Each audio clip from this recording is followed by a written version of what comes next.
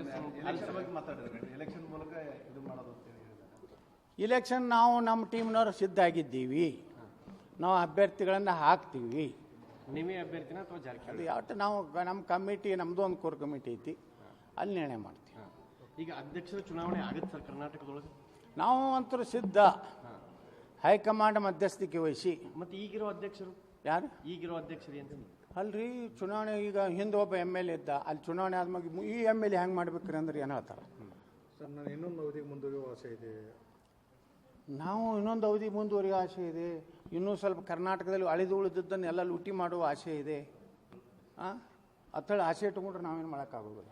ಇನ್ನೊಂದು ಕಡೆ ಬಿಡಲ್ಲ. ಮತ್ತೊಮ್ಮೆ ಡುಪ್ಲಿಕೇಟ್ ಸಹಿ ಮಾಡಿ ನಾನು ಇಡೀ ರಾಜ್ಯವನ್ನೇ ಖರೀದಿ ಮಾಡುವ ಆಸೆ ಇದೆ. ಹಾಗಾದ್ರೆ ರಾಜ್ಯದ ಜನ ಒಪ್ಕೋಬೇಕಾ ಅಂತ ಕಳ್ರನ್ನ? ಇನ್ನೊಂದು ಡುಪ್ಲಿಕೇಟ್ ಸರ್, ನಾನೇನು ಹೇಳಿದೆ ಡುಪ್ಲಿಕೇಟ್ ಸಹಿ ಮಾಡಿ ಅಂತ. ದೇವರವ್ರಿಗೆ ಒಳ್ಳೆಯ ಮಾಡ್ಲತ್ತ. ದೇವ್ರು ಅದಕ್ಕೆ ಬದ್ನಿಕಾಯಿ ನನಗೆ ಯಾಕೆ ಒಳ್ಳೇದು ಮಾಡ್ಬೋದು? ನಿನಗೆ ಕಂಟ್ರಿ ಮಾಡಿ ನೀನು ಒಳಗೆ ಹೋಗಿ ಜೈಲಿಗೆ ಕಳಿಸ್ಬೇಕು. ಇನ್ನೊಂದು ಕಡೆ ಸಭೆ ಮಾಡ್ತಾರೆ ತನ್ನ ಟೀಮ್ದು ವರಿಷ್ಠರಿಗೆ ದೂರು ಕೊಡ್ಲಿಕ್ಕೆ ದೂರು ಕೊಟ್ಟು BJP ಕಾರ್ಯಾಲಯದಲ್ಲಿ ಒಂದು ಪೂರ್ತಿ ರೂಮ್ ತುಂಬೈತಿ. ಇದೊಂದು ಇದೊಂದು ಹೋಗಿ ಮುಡ್ತೈತೆ. ಮೊನ್ನೆ ನೋಟಿಸ್ ಕೊಟ್ಟಿದ್ರಲ್ಲ, ನನಗೆ ಉತ್ತರ ಕೊಟ್ಟಿನಿ. ಅದಕ್ಕೇನಪ್ಪ ಇದು ಬಂದಿಲ್ಲ, ನನಗೆ ಉಚ್ಚಾಟನೆ ಲೆಟರ್ ಬಂದಿಲ್ಲ.